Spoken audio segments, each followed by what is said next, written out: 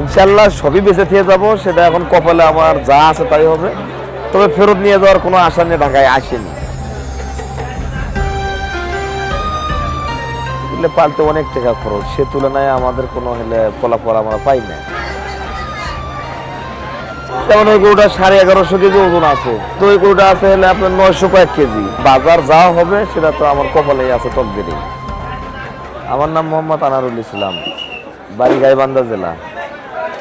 মামা ভাগ্নে আমাদের একতা এগ্রো ফার্ম আছে এবং আমরা গরু কেনাকাটাও করি, আমরা ব্যাপারী হিসেবেও চলে এবং আমাদের ফার্মও আছে।